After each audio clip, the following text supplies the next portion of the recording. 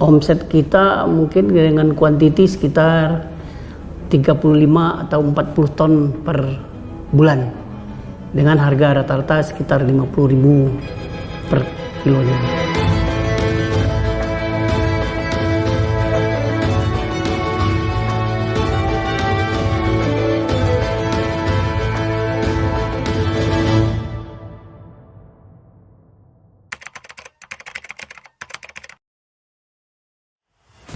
Perkenalkan, nama saya Mustari Anis dari PT Ganesha Abaditama, IKM Industri Rempah dan Bumbu, lahir di Solo, Sumatera Barat tahun 62 dari 10 bersaudara dengan orang tua bapak dan ibu guru sekolah dasar dengan pendidikan terakhir STM Bangunan tamat tahun 82.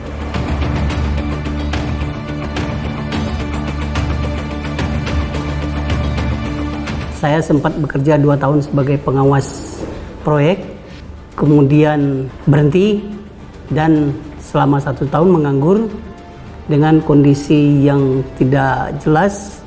Kemudian saya melihat beberapa orang merantau dari Jakarta pulang dengan kondisi yang kondisi yang keren.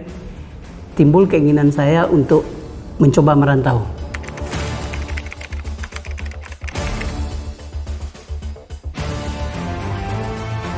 Kebetulan om saya itu punya perusahaan yang bergerak di bidang supplier. Nah, saya diminta bantu untuk ikut bekerja di perusahaan om saya.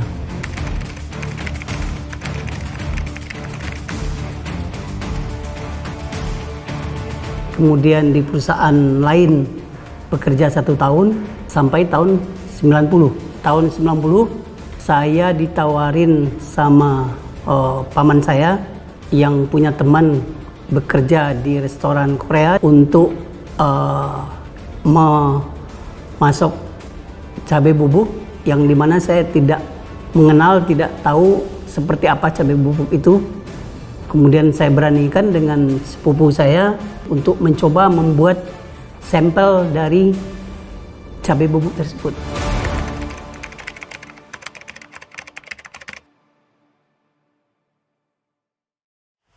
Kita hanya beli 10 kilo, mungkin modalnya sekitar 50.000. Kemudian kita coba giling sederhana, kita jemur 1 minggu, kemudian kita giling lagi.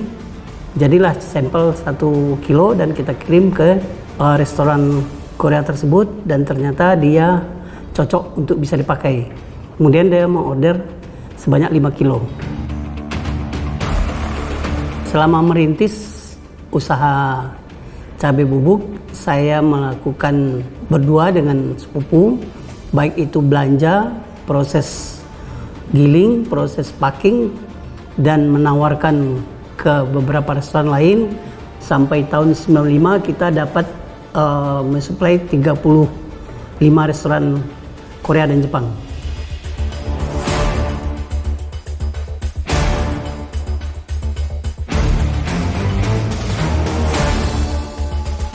Dalam proses membuat produk cabai bubuk, yang dimana saya belanja langsung sendiri ke pasar induk Keramat Jati, di waktu prosesnya yang agak lumayan kuantitinya, saya harus mengawal dan melihat proses sortasinya sampai saya menginap di pasar induk di emperan toko tersebut.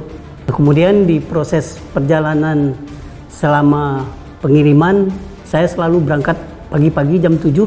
Untuk kata capek, bagi saya tidak ada kata capek. Saya tetap semangat harus melakukan lebih baik lagi setiap harinya, harus melakukan perubahan. Baik itu perubahan di produk atau selalu menambah customer.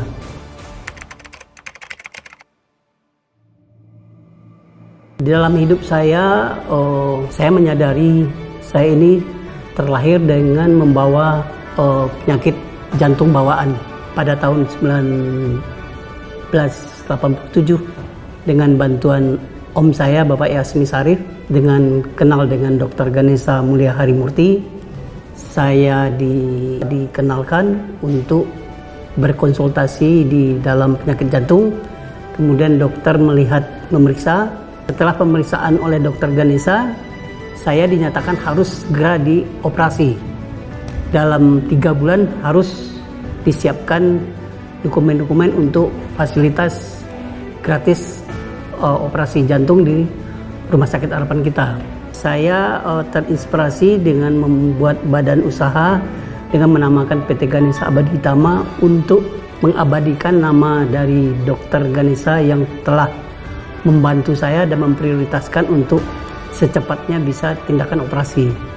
Dan kemudian bukan hanya di nama perusahaan, tetapi juga 4 anak saya, nama tengahnya saya namakan dengan Ganesha.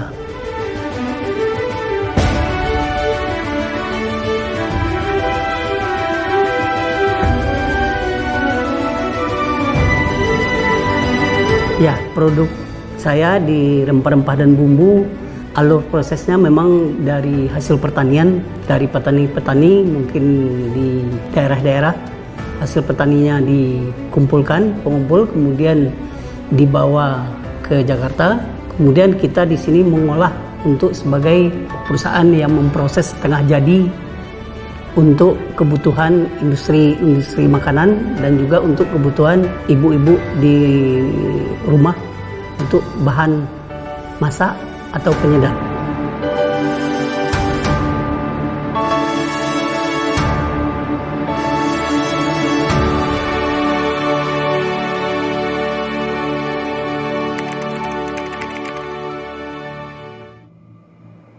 Untuk omset di awal itu 1 bulannya mungkin hanya sekitar 50 juta dengan modal awal 200.000 dipinjam ke sepupu.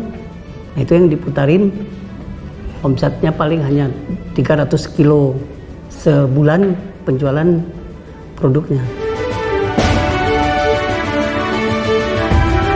Di kondisi sekarang kita punya customer di beberapa industri multinasional dan industri makanan lokal juga.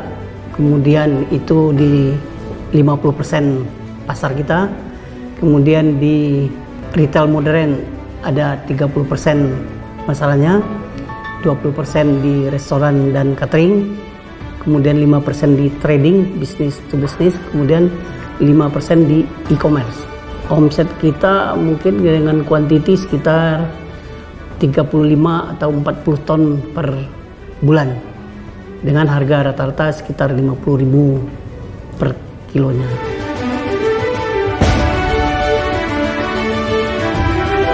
Pesan saya bagi rekan-rekan lain, beranikan diri untuk mencoba ide-ide apa yang mau dilakukan, coba dulu.